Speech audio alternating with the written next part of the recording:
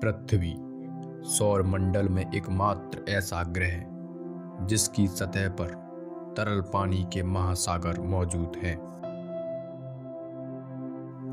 पृथ्वी पर पानी की उत्पत्ति कैसे हुई, इसे जानने के लिए हम आपको पहले संक्षेप में बता देते हैं कि आखिर पृथ्वी कैसे बनी, क्योंकि पृथ्वी का निर्माण और पृथ्वी पर पानी का अस्तित्व, ये दोनों तथ्य एक दूसरे से जुड़े हुए हैं।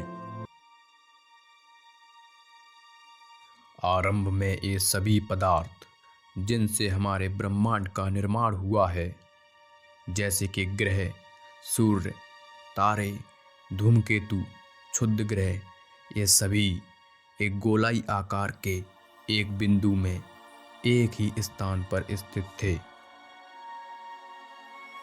आज से 13.7 अरब वर्ष पहले इस गोलाई आकार के बिंदु में महाविस्फोट हुआ, जिसे बिग बैंग थ्योरी कहा जाता है। इस विस्फोट के समय इसमें मुख्य 3 गैसें मौजूद थीं: हाइड्रोजन, हीलियम और लिथियम। ब्रह्मांड की उत्पत्ति के संबंध में महाविस्फोटक सिद्धांत सर्वाधिक मान्य सिद्धांत है। महाविस्फोट के लगभग 10.5 अरब वर्ष बाद हमारे सौर मंडल का विकास हुआ और ग्रह, तारे, उपग्रहों का निर्माण हुआ। इसी के साथ शुरू हुआ हमारी पृथ्वी का निर्माण।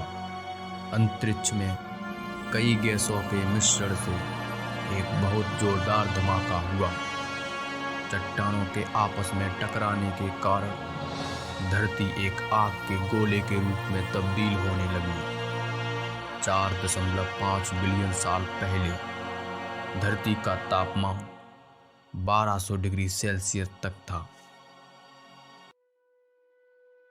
वैज्ञानिकों का अनुमान है कि शुरुआती समय में पृथ्वी पर पानी मौजूद रहा होगा, लेकिन ये मॉलिक्यूल्स के रूप में मौजूद था, ना कि लिक्विड फॉर्म में।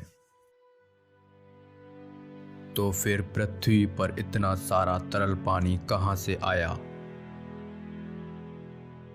माना जाता है कि अनगिनत धूमकेतु और क्षुद्र ग्रह यानी एस्ट्रॉइड्स पृथ्वी से टकराए। इन धूमकेतु और क्षुद्र ग्रहों के निचली सतह में तरल अवस्था में पानी मौजूद होता है। इनके लाखों वर्षों तक पृथ्वी के सतह से टकराने के फलस्वरूप हमारी पृथ्वी को पानी से समृद्ध किया।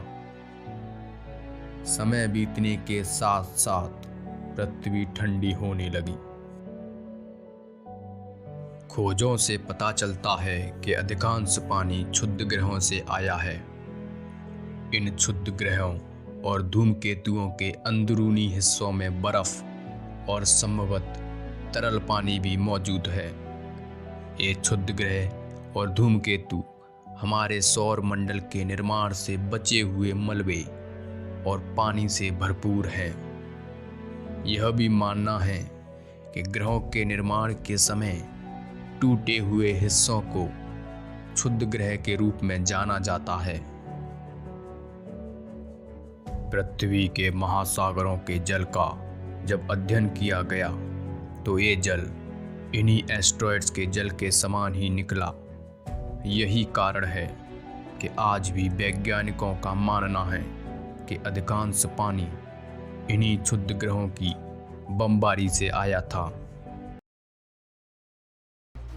ग्लासगो विश्वविद्यालय के प्रोफेसर मार्टिन ने अपनी खोज में कहा है कि उन्हें नहीं लगता कि समुद्रों का सारा पानी सौर धूल के दानों से आया है, बल्कि एस्ट्रॉइड्स की बर्फीली सतहों का पृथ्वी से लाखों वर्ष तक टकराने से हमारे महासागर भरे हैं। आज भी वैज्ञानिक इस खोज में लगे हैं कि हमारे सौर मंडल में पृथ्वी के अलावा किसी अन्य ग्रह पर भी पानी मौजूद हो सकता है, शायद बर्फ के ही रूप में हो। उनकी यह खोज जीवन खोज के लिए महत्वपूर्ण साबित हो सकती है।